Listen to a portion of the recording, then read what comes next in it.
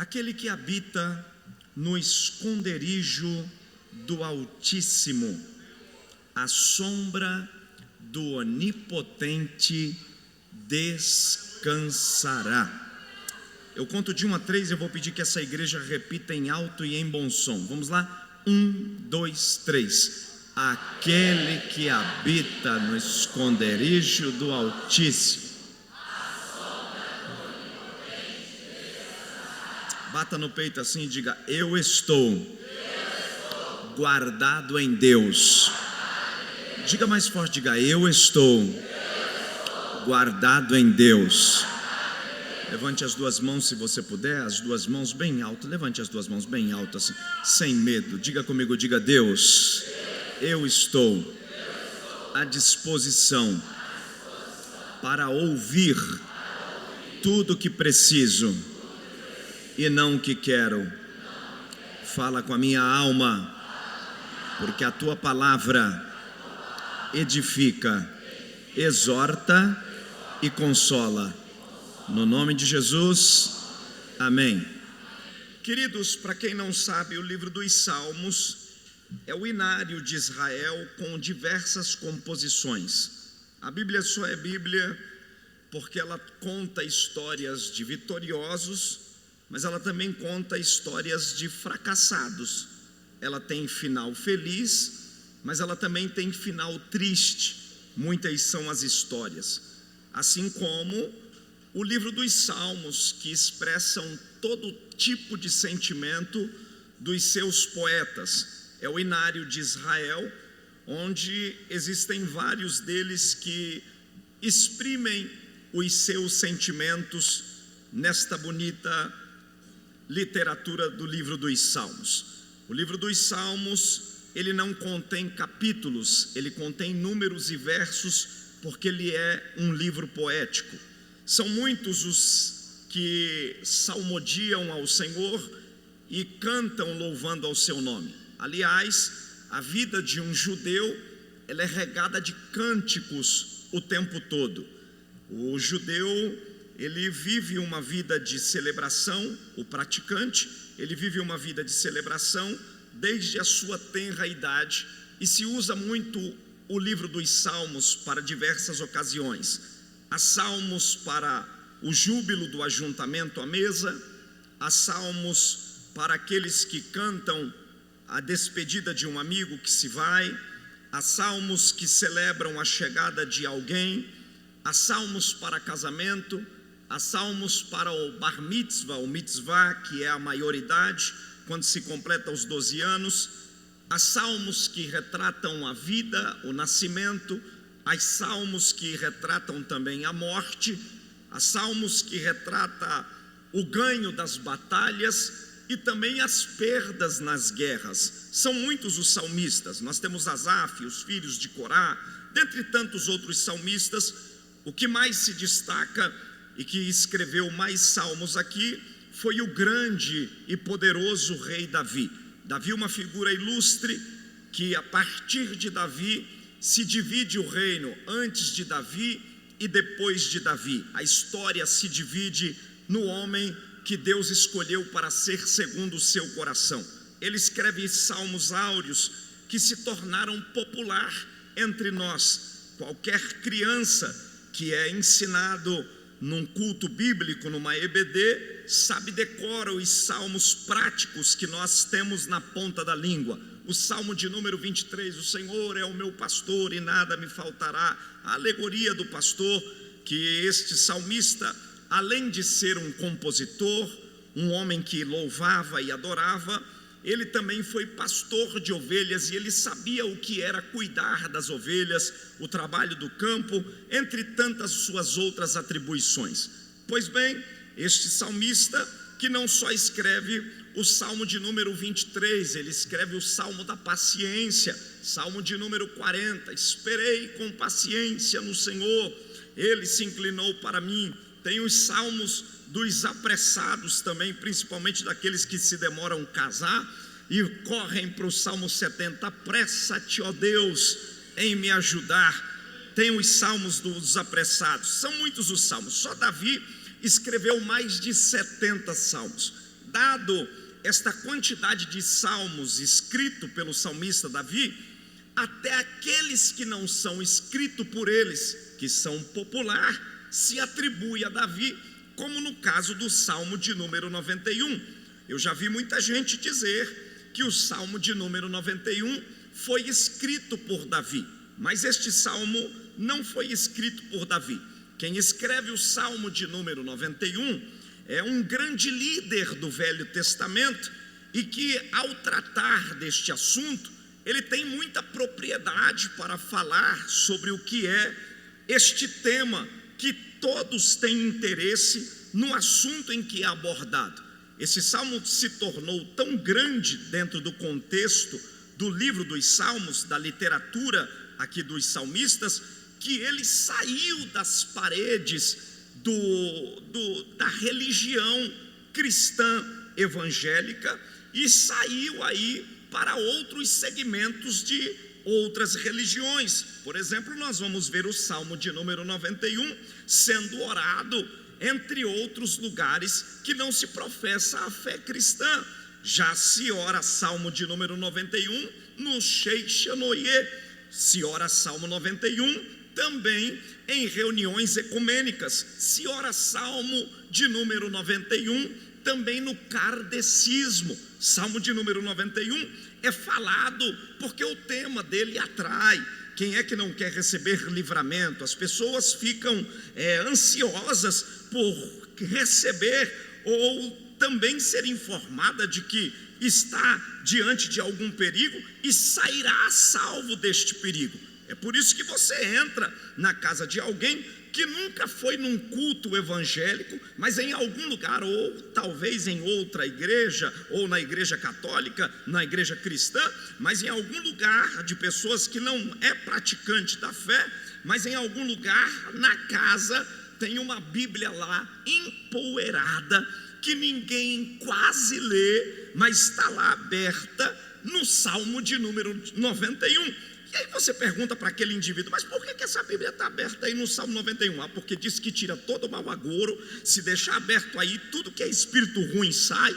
E as pessoas acreditam nisto e acabam acreditando e levando durante todo o tempo como algo que se pendura no amuleto da fé. Então a gente vê Salmo de número 91, fitinha de braço. Eu não estou aqui para fazer crítica, é apenas o contexto para que você entenda aonde nós queremos chegar daquilo que a revelação da palavra vai nos trazer. Então a gente vê fita do Salmo 91, a gente vê papel colado de Salmo 91, papel e envelope de Salmo 91 da carteira. Tem gente que usa como patuá. São vários métodos e muitas coisas para se usar o Salmo de número 91. Eu não quero fazer nenhuma crítica nem entrar nesse mérito, mas é só para a gente entender quem escreveu, por que foi escrito e a quem foi escrito. Bom, quem escreve o Salmo de número 91 é um líder do Velho Testamento que eu penso que ninguém mais do que ele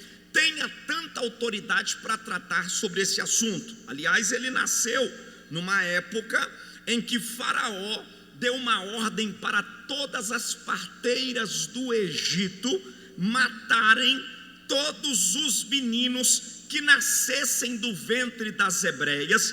E a Bíblia diz que a sua mãe, que se chamava Joquebede, quando deu à luz ao menino, escondeu ele por 3 meses, quando Deus proveu um grande livramento, até que ele caiu nas mãos da princesa. Ela achou graça, vendo que ele era hebreu, levou para dentro do palácio e ele se tornou uma das figuras muito célebres lá e foi o libertador do povo de Israel. Este é o escritor dos Salmos de número 91, é Moisés. Então Moisés aqui, se Moisés estivesse vivo hoje, gente, aqui em São José dos Campos, eu seria o primeiro a me matricular num curso de Moisés, só falando a respeito de livramento, porque nenhum homem na Bíblia tem tanto respaldo para falar sobre livramento do que Moisés.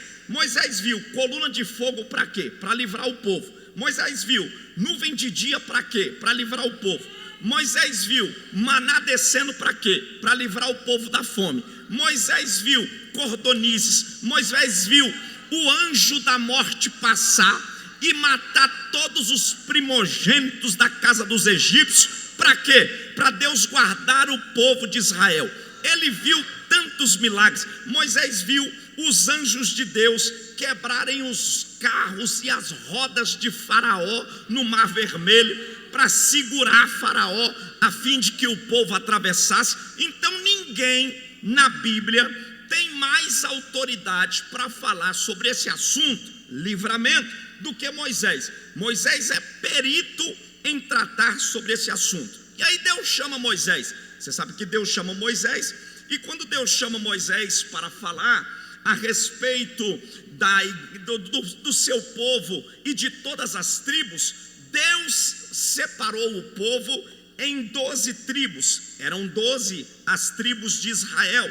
E das tribos de Israel, Deus disse para Moisés: Moisés, para o trabalho não ficar pesado, você vai me separar aí 70 homens que vai cuidar do serviço sagrado, e eles vão te ajudar, porque a sua demanda é grande, a carga está muito grande sobre os seus ombros, e você vai dividir tudo que você tem aí com estes, e dentre eles vão ouvir os povos, vai ouvir as tribos, e você vai separar 12 tribos. Das 12 tribos que você vai separar, você vai deixar uma apenas para o serviço sagrado. Só apenas uma tribo vai ser a escolhida para cuidar daquilo que é santo. Então, quem toca, quem canta, quem rege, quem limpa, quem adorna, quem cuida do santuário, quem entra no santo dos santos,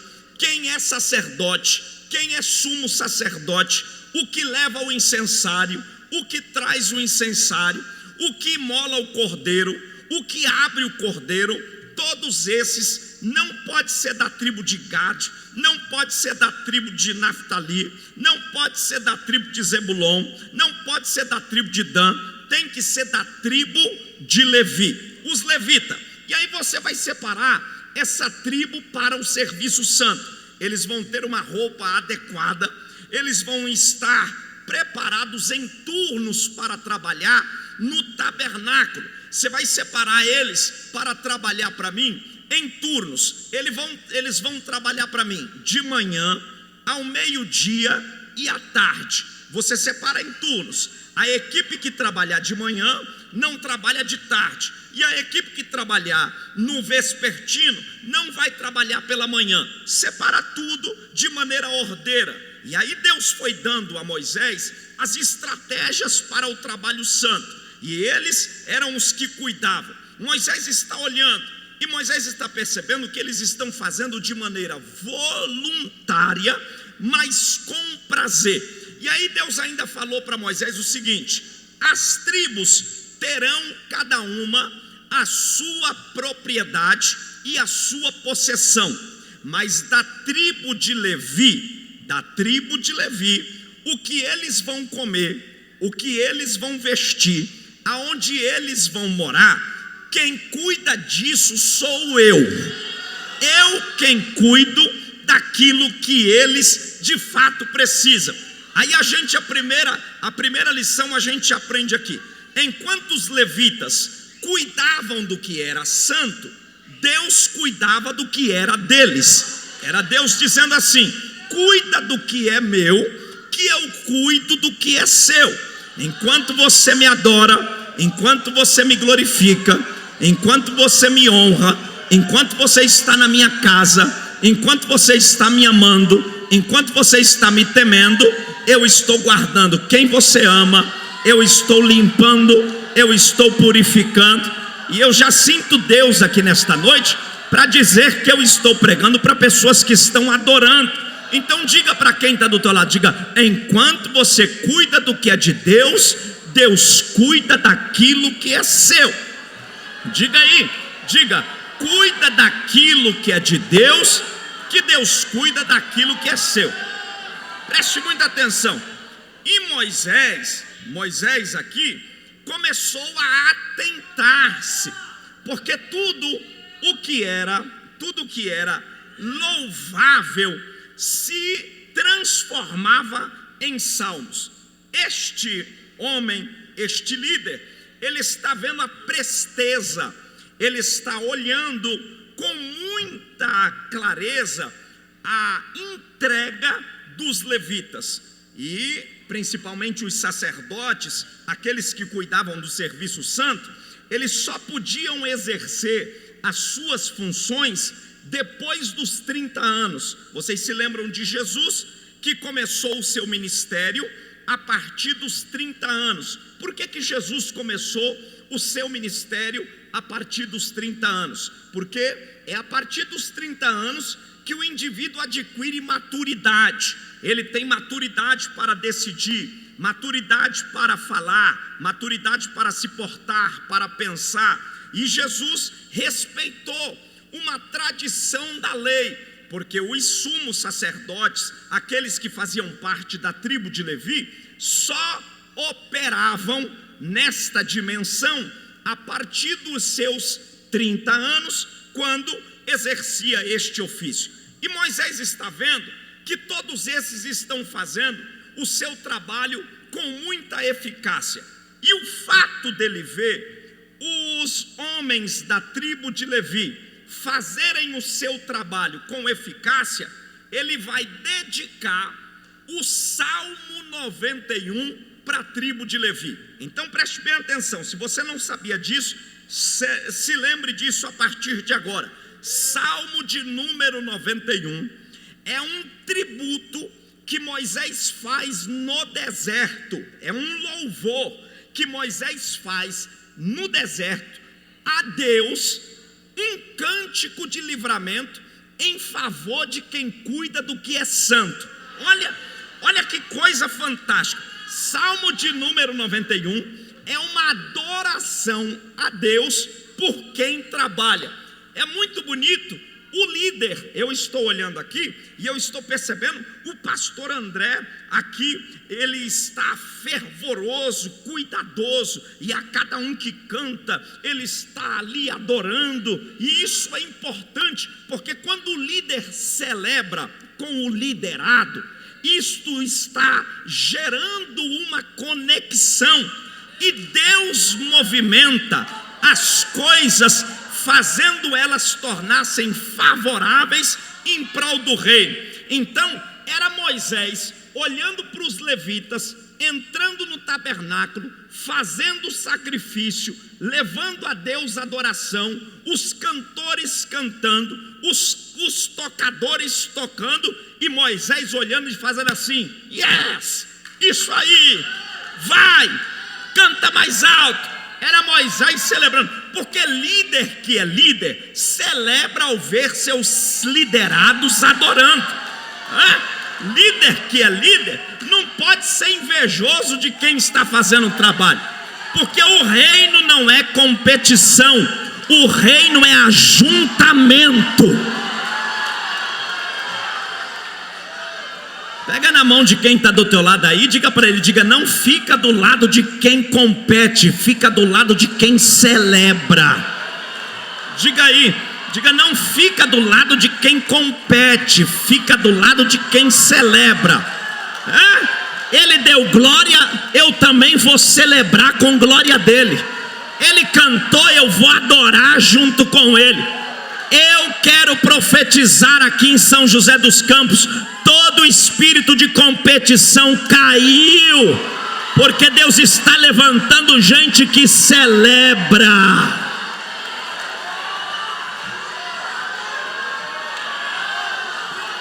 Aleluia!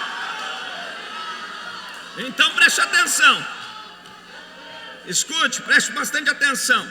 Então aqui o Salmo de número 91, repita comigo bem alto, diga: Salmo de número 91. É uma celebração de Moisés aos levitas. Diga forte, diga: de Moisés aos levitas. É por isso que quando, e aí a gente precisa tomar essa atenção, Porque Salmo de número 91, ainda que você coloque o Salmo de número 91 aberto, ainda que você cole ele atrás da parede, ainda que você coloque o Salmo de número 91 aí como um amuleto, eu respeito a sua posição.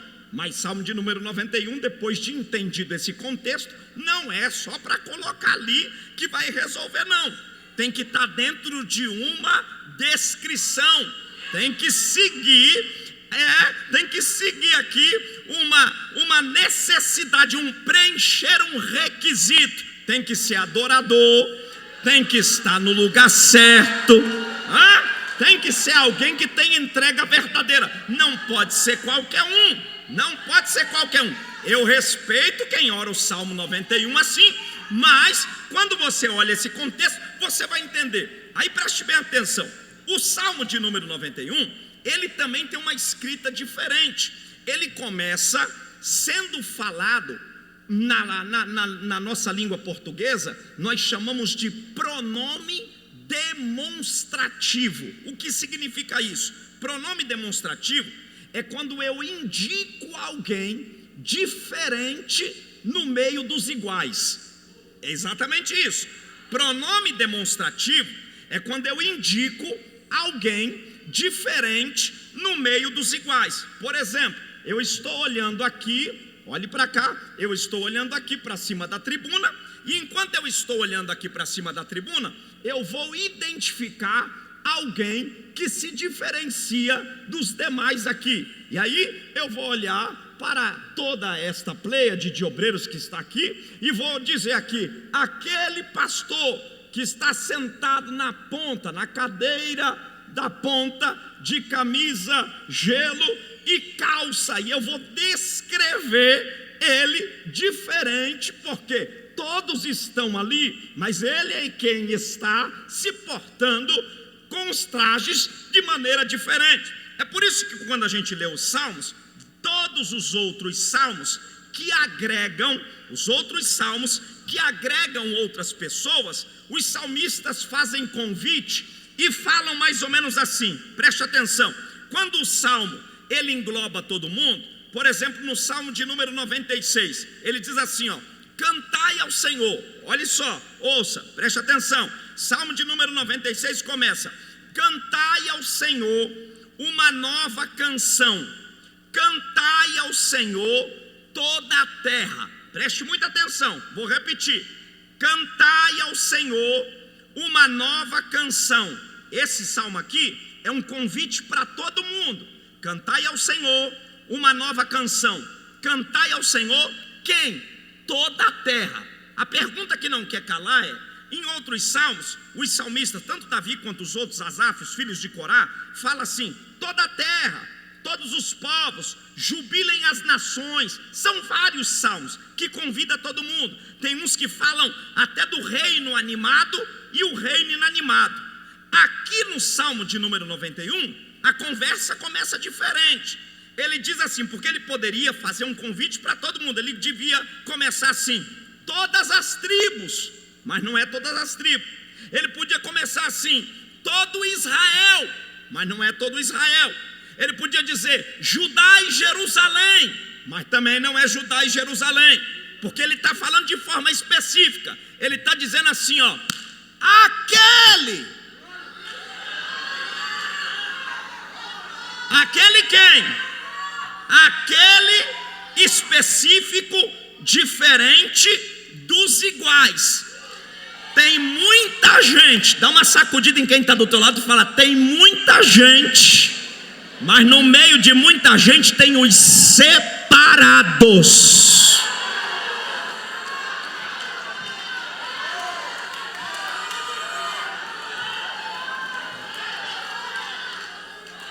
Então, Salmo 91, olhe para cá. Salmo 91 começa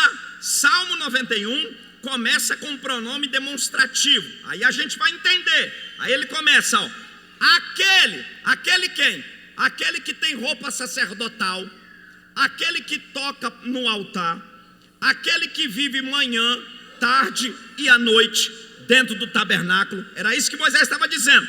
aquele que come as comidas separadas, aquele que está entregando o sacrifício, aquele verdadeiro, aquele que não tem mancha, aquele que não tem ruga, isso na lei, aquele que não tem defeito, aquele que é santo, aquele que se purifica. Aí você vai dizer: pastor, mas a tribo de Levi acabou. Como é que o senhor está trazendo uma coisa da lei para os nossos dias, se não tem mais tribo de Levi? Aí eu vou dizer para você, aonde é que nós nos encaixamos no Salmo de número 91. Depois que Jesus subiu à cruz, abriu os braços no Calvário e disse: consumado está, tetelestai, que o véu do templo se rasgou. Aí Pedro, em uma das suas cartas, olha para nós, igreja, e diz assim: vós quem? Nós, que dantes não era o quê? Adorador, porque não tem mais levita. Vós que não era levitas, adoradores, agora, depois que o véu se rasgou, depois que a porta se abriu, que vocês foram chamados separados, vós sois quem? Nação santa, povo eleito, adquirido, para fazerdes a diferença.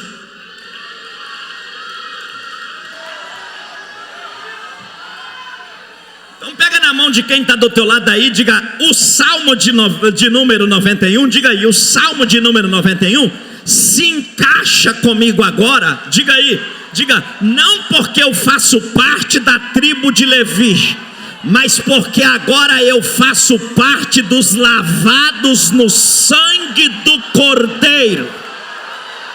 Eu faço. Ei, diabo não tem raiva do seu sapato, diabo não tem raiva do seu terno, diabo não tem raiva da sua roupa, não tem raiva do seu cabelo, nem da sua conta bancária. Ele tem raiva porque agora você faz parte da tribo santa, da nação santa. Você é aquele.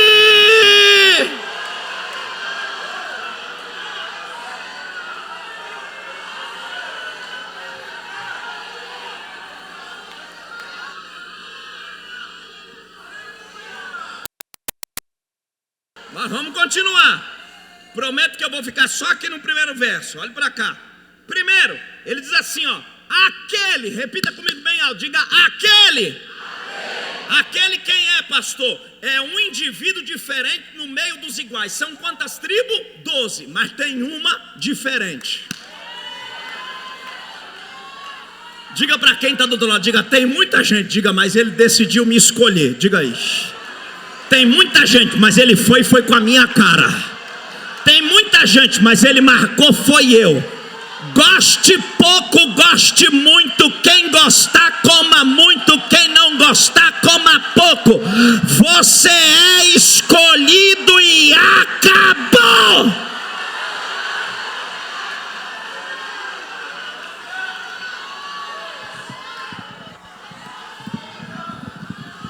Olhe para cá, olhe para cá. Escute, escute. Ele diz assim, ó: aquele. Primeiro, pronome demonstrativo. Repita comigo, diga forte, diga: aquele. Aí ele continua: quem é aquele? Ele diz: um cara que habita.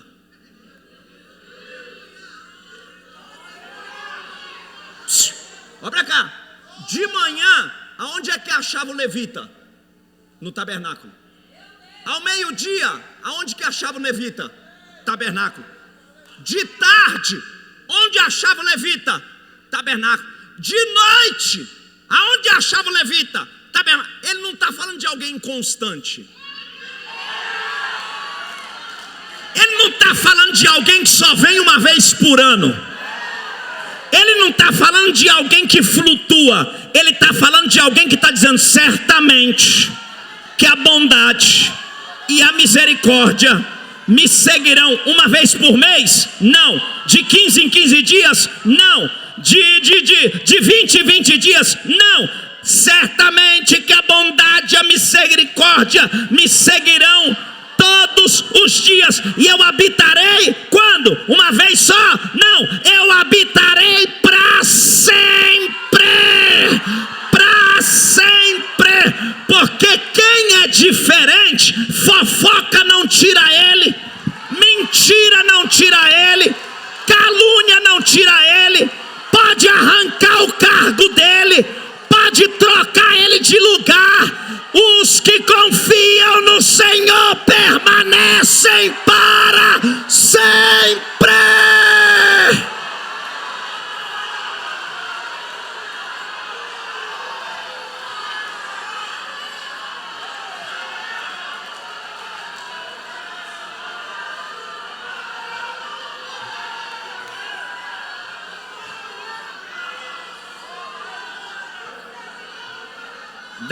Dá uma cutucada em quem está do teu lado aí. Dá uma cutucada em quem está do teu lado aí. Diga, passar o que você já passou. Não, tá fraco. Diga para ele, diga, passar o que você já passou e continuar no mesmo lugar é porque tu não é frouxo, tu é diferenciado mesmo. Eu quero saber só os diferentes aqui. Joga a mão para cima e dá o grito de glória.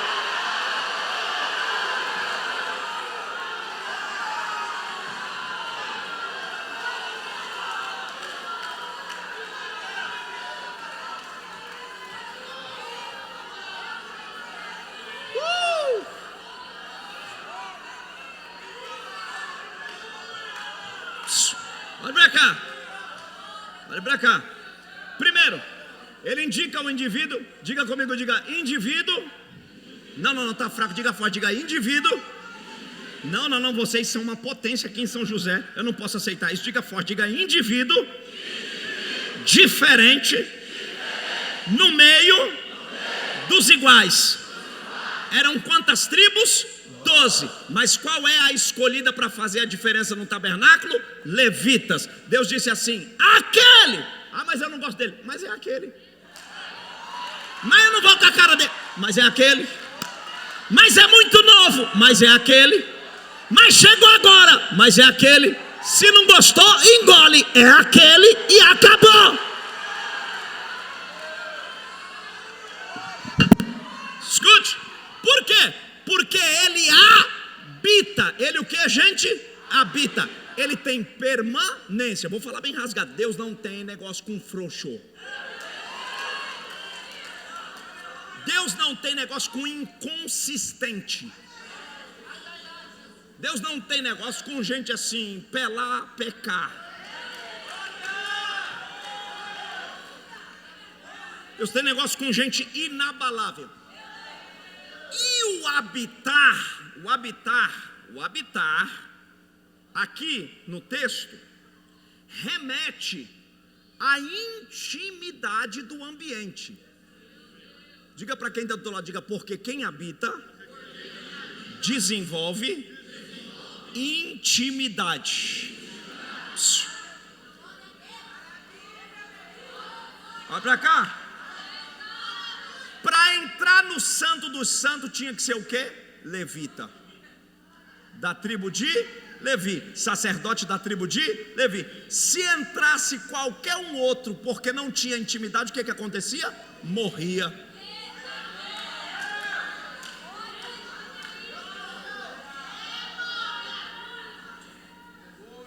Olha para cá, vou dar um exemplo. Eu sou amigo do pastor André. Mas na condição de amigo, eu não desfruto de uma intimidade dentro da casa dele, para acessar todos os cômodos na hora em que eu receber um convite para cear com ele. Então ele me chama para ir até a sua residência, eu vou lá. Eu tenho alguns acessos que me são limitados de acordo com aquilo que ele me favorece. Então eu vou à sala, a sala de estar, de jantar, a cozinha, ao toalete. Mas eu não posso chegar pelo fato de ser amigo, mas não desenvolver uma intimidade pelo fato de não ser alguém dos membros daquela casa, entrar dentro da casa do pastor e já me deitar na cama do cônjuge. Vai soar no mínimo estranho. Eu também não posso chegar na casa do pastor, a princípio já ligando o fogão, abrindo geladeira, porque é no mínimo uma falta de ética acessar lugares que não diz respeito a mim. Mas ele, na qualidade de proprietário da casa, que já desenvolveu intimidade com o ambiente, tu não pede para Nayane, deixa eu abrir a geladeira, deixa eu ligar o fogão. Por quê? Porque tudo da casa diz respeito ao morador dela. Aí eu não consigo entender como tem alguém que diz que habita em Deus, acessa as coisas divinas, porque Paulo diz assim: quando entrardes no trono da graça, não entrem com medo, entrem com o quê? Confiança. Confiança é o quê? É tranquilidade de saber que vai chegar sem ser barrado. Porque tem lugares que você chega e dependendo do nível de relacionamento que você tem, se for baixo, alguém, opa, não pode entrar aqui, tem que esperar. Mas quando alguém tem acesso à intimidade, ele não pede licença, ele Aí eu não consigo entender, pastor, como tem gente que vem para um culto desse, toma ceia, batizado com o Espírito Santo, dá glória, mas numa reunião dessa, que diz ele ser alguém diferente no meio dos iguais, que diz ele que habita, que diz ele que faz parte do contexto daquilo que o escritor está dizendo, e aí num culto desse, ele fica na dependência de alguém. Se ele der glória, eu vou dar. Se ele adorar, eu vou adorar. Eu dependo de pregador e de cantor, porque eu sou movimentado de acordo com quem o pastor traz. Quem tem intimidade não pede licença, ele acessa sem medo, ele quebra protocolo. Eu não vim pregar para quem está batendo na porta, eu vim pregar para quem entrou porque mora na casa.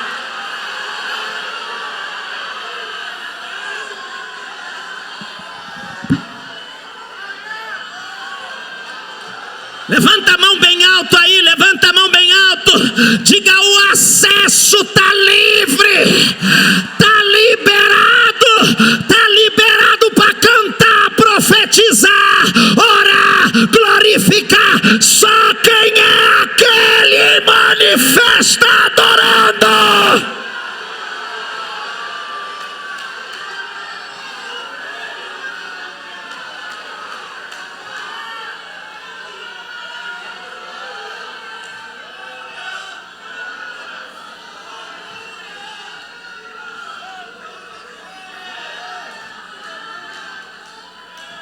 Aleluia.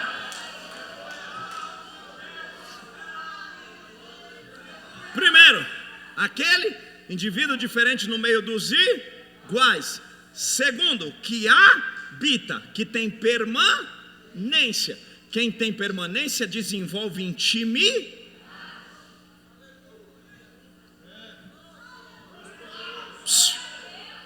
Tem gente na casa que tem 50 anos, mas não tem intimidade. Jesus contou esse negócio. Jesus fez uma parábola e disse assim: eu vou contar um negócio para vocês. Tinha um pai que tinha 2 filhos. Quantos filhos? Quantos filhos, gente? Aí Jesus chegou e disse assim, o mais novo chegou para o pai e disse assim: me dá tudo que eu quero, que eu tenho direito, que eu quero viver minha vida. A Bíblia diz que ele pegou todos os seus bens e saiu para uma vida boêmia. O mais velho, repita comigo, diga: tinha tudo, mas não usou nada. Isso não quer dizer que eu estou dando álibi para você ir embora. É para você usar dentro da casa, porque a casa é o lugar que você tem liberdade. Olhe para cá. Aí só depois que a ficha do mais velho vai cair, porque a Bíblia diz que o mais novo decidiu voltar porque estava vivendo uma vida dissoluta, perdeu tudo o que tinha, viveu uma vida de miséria, comeu bolotas de porcos e disse: na casa do meu pai até os jornaleiros vivem melhor do que eu. Levantar-me-ei e vocês sabem da história. Quando o pai de longe viu, porque pai que é pai abraça, viu o filho mais novo vindo, disse: bora fazer uma festa. Bota a sandália nos pés dele, e o mais velho lá, bota a sandália nos pés dele, põe anel no dedo, coloca a veste nova, e aí disse assim: assa um cabrito. Quando falou para assar um cabrito, o mais velho se perturbou. O mais velho olhou para o pai e disse assim: eu tô aqui, como quem diz assim, cantando no coral, tocando na banda, evangelizando. Eu tô aqui desde a época de Daniel Berg, Gunavingre. É mais ou menos assim. E aí ele olhou para o pai e quis reivindicar direito, dizendo assim: nunca fui embora e tu nunca sou um cabrito. Aí ele achou que o pai ia chegar, ia passar a mão na cabeça e ia dizer: meu filho, semana que vem eu faço outro churrasco para você. O pai olhou e falou assim: tudo da casa é teu. Diga para quem está do teu lado, diga: se tu não usa o teu cabrito, deixa eu usar o meu. Diga aí, diga para ele, diga: cada um faz o seu churrasco, meu filho. Diga: tem cabrito para todo mundo, tem ministério para todo mundo, tem chamada para todo mundo. Tu não canta se não quiser, não prega se não quiser, não dá glória se não quiser. Faz o teu trabalho.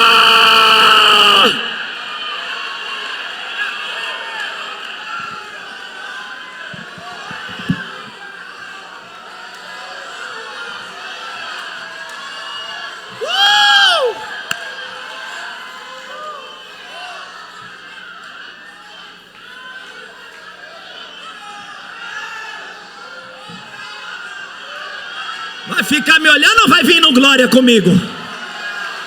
Vem no glória aí. Tem gente assim que não canta e não quer que os outros cantem.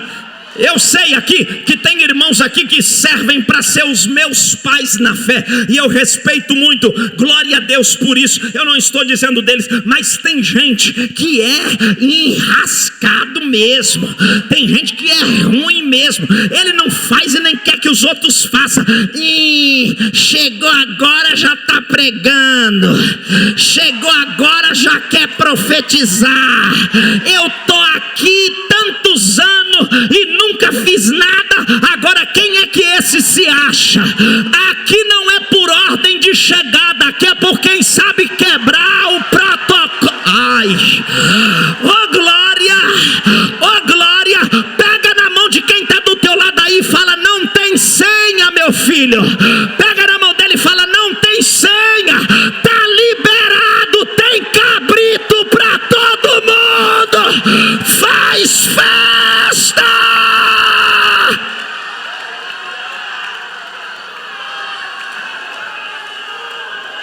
Vai passar uma labareda de glória aqui agora, e só quem está na festa dá um pulo dessa cadeira, abre a boca e solta o glória da boca.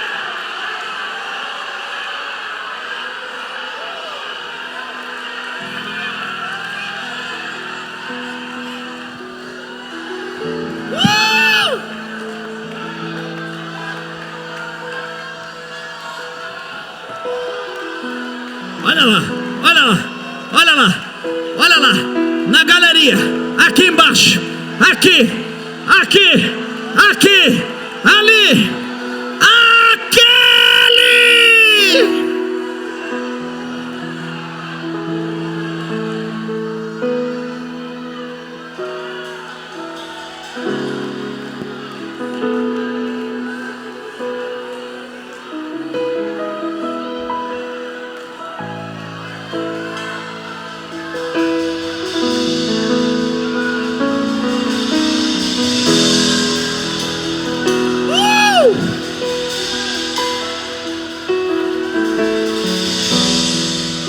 Quem está do teu lado aí, olha para ele, olha para ela, diga para ele, diga: se você habita, não, tá fraco, diga: se você habita, diga: você já chegou num nível de intimidade que existem coisas que não precisa nem pedir, já está na mesa, pega que é seu.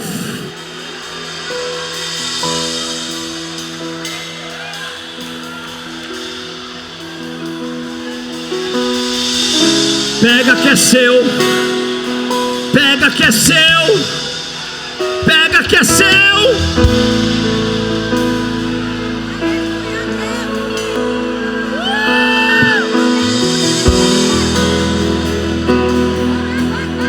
Para terminar, olhe para cá. Então primeiro, olhe para cá, para a gente terminar. Primeiro, ele diz de um indivíduo diferente no meio dos iguais. Indivíduo diferente no meio dos iguais. Segundo, ele está dizendo que esse indivíduo é alguém que permanece, que habita, e por habitar desenvolve intimidade. Aí a pergunta que não quer calar é: onde é essa geografia? Onde fica esse lugar? Aí ele responde: no esconderijo.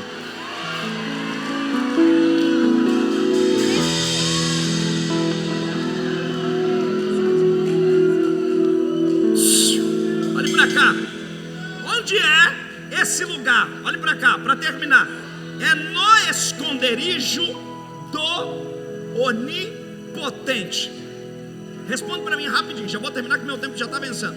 Mas fala para mim aqui, qual o nome do bairro mais chique aqui de São José? Fala, pastor. Aquários. O mais tenebroso.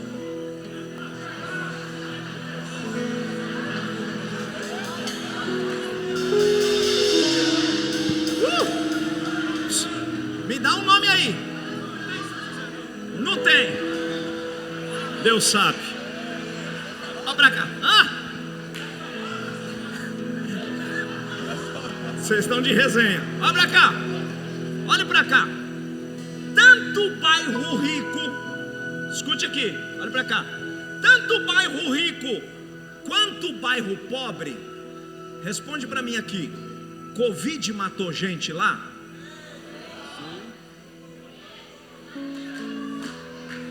O câncer entra lá? O ladrão assalta lá? Assalta. Qualquer gênero de enfermidade, crise e problema entra lá? Mas no esconderijo.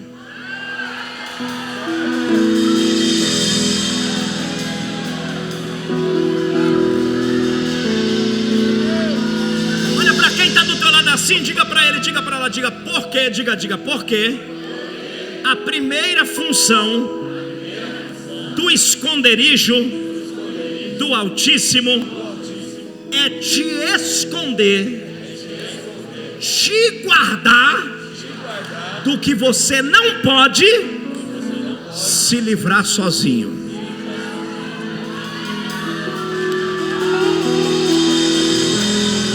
Já termino. Então, para isso, o esconderijo tem duas coisas. Primeiro, proteção. Fale mais alto, diga proteção. E provisão. No esconderijo de Deus, Satanás ronda, mas não entra. No esconderijo de Deus, quando Satanás te procura gordo, Deus te emagrece.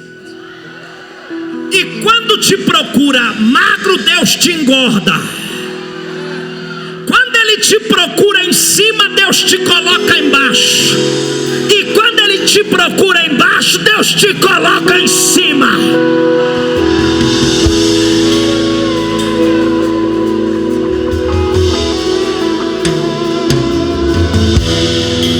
Eu quero profetizar, eu já vou terminar. Eu quero profetizar, mas eu queria que você recebesse essa palavra. Esse mês ainda tem livramento para tua casa.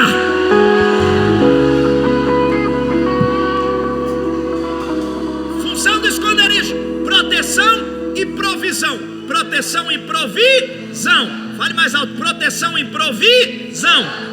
Proteção é daquilo que eu não posso me guardar sozinho. Deus está dizendo: estou te livrando de assinar um contrato errado.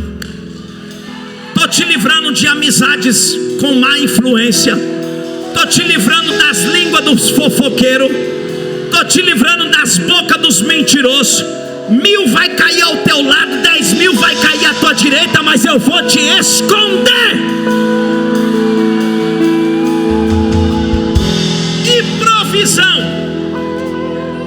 Provisão é o lugar em que Deus põe à minha volta e à minha mesa aquilo que eu não teria condição de pagar com as minhas ou os meus próprios recursos.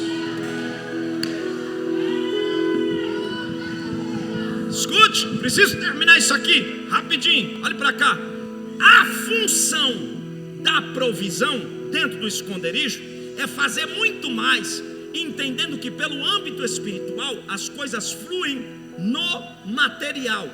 Quando o profeta chegou na casa de uma mulher que não tinha nada, ela aos seus olhos não tinha nada, ele perguntou para ela: o que você tem? Ela disse: a tua serva não tem o quê? Nada, a não ser uma botija de azeite. Porque ela queria, para resolver o problema dela, ela queria o quê? Dinheiro. Mas ela tinha um negócio que trazia o dinheiro. O problema é que a gente corre atrás do que é terreno e esquece o que é celestial. Enquanto ela estava atrás de dinheiro para pagar a dívida, ele estava dizendo para ela: na tua casa tem um azeite que vai trazer tudo que é necessário para suprir suas finanças. Sabe por quê? Deus está dizendo que no esconderijo tem as coisas espirituais que favorecem as materiais. Por quê? Porque casamento não traz azeite, mas azeite traz casamento. Dinheiro não traz azeite, mas azeite traz dinheiro. Ei! Recursos financeiros não traz azeite, mas azeite traz recursos financeiros. Esse ano, enquanto você está aqui buscando o reino, mesmo com a inflação alta, com a guerra acelerada, eu tenho uma notícia para te dar: vai comprar, vai vender, vai viajar, vai casar, vai prosperar, vai viver o sobrenatural. Fica de pé.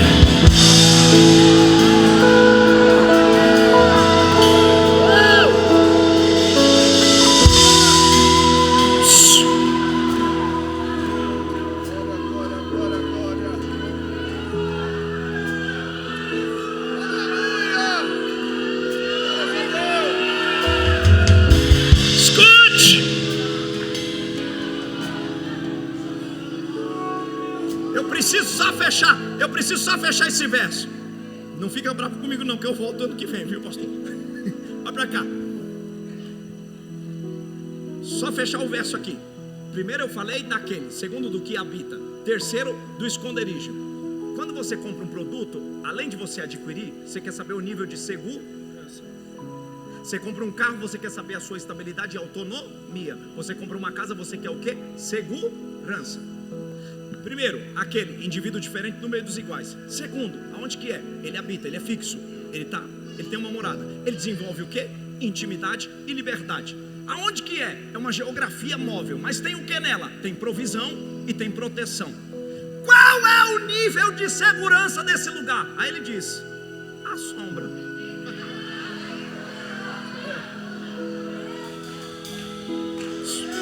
Por favor, vem aqui. Eu estou olhando o Senhor aqui, vocês estão vendo que essa luz aqui está me refletindo o quê? A minha sombra e a sombra dele. No hebraico, sombra se diz assim, tiseu. É o nome, é a representação. Essa é a representação de uma sombra, que quer dizer a sombra de Deus. Mas eu agora estou falando da sombra humana. Por exemplo, se eu quiser alcançar o pastor André, eu posso reconhecê-lo por aqui pela sua sombra. Mas eu chegando por aqui e fazendo assim, tomara que esse púlpito não caia, fazendo assim, batendo nesta sombra sem cor, nesta sombra sem cheiro, mas que se ele movimentar, ela movimenta. Se ele parar, ela para. Se eu bater aqui, eu mexo na sua integridade? Não. Se eu fizer alguma coisa aqui, eu mexo no seu corpo? Não. Se nessa que eu posso ver é intransponível ao ponto de eu não abater o corpo físico do pastor, imagine a tisel de Deus que anda quando eu ando, para quando eu paro e caminha quando eu caminho. Pega na mão dele e fala: ninguém te toca mais, porque você está à sombra do Onipotente.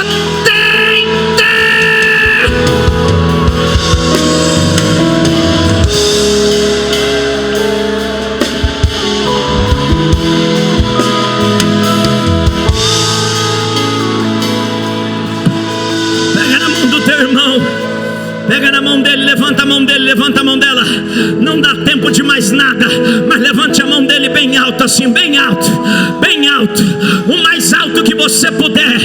Eu vou contar de 1 até 3 e você vai dar 3 glória a Deus de mão dada, com a mão levantada. Levanta bem alto assim a mão. Você vai dizer assim, ó: glória a Deus, glória a Deus, glória a Deus. Eu estou na sombra do Onipotente.